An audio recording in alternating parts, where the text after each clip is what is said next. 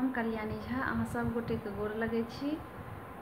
आइ राम भगवान के जन्म छनि तऽ एहिके लेल हम अहाँ सबके एगो राम भगवानक जन्मक सोहर सुनबै छी। ई हमर रचना अछि आ सुनू जे ई गीत हमर अहाँ सबके केहन लगैए।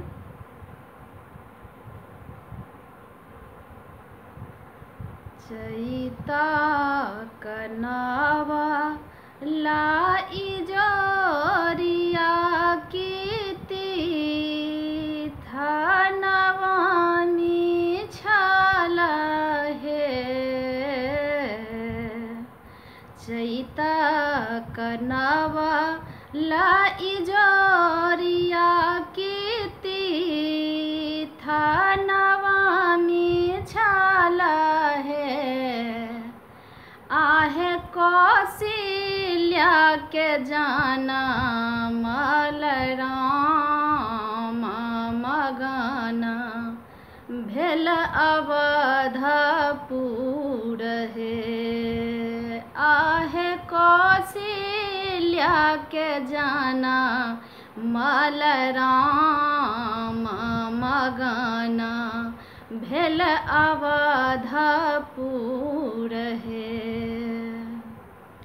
कहथिन रानी कौशल्या सुनु ये राजा दशरथ हे। कहथिन रानी कौशल्या सुनिए राजा दशरथ हे। आहे कौन बजनिया अहाँ बजाए बलील सापुराए बहे। आहे कौन बजनिया अहाँ बजाए बलील सापुराए बहे। आबथु नगर निवासिन और गीत गाइनी हे। आबथु नगर निवासिन और गीत गाइनी है। आहे गावथु 10 5 सोहर मोह लुटाए बहे। आहे गावथु 10 5 सोहर मोह लुटाए बहे।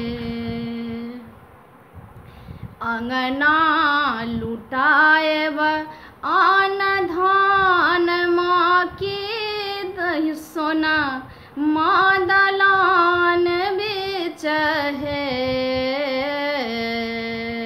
अंगना लुटाएब आन धान माँ की सोना माँ दलान बीच है। आहे हीरवा लुटाए बनगर बीच पूरा मनोरथ है।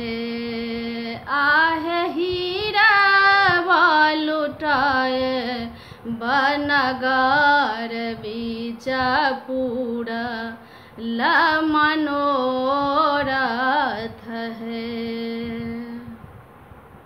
सुराही दास प्रभु हित करवर हित साधल हे।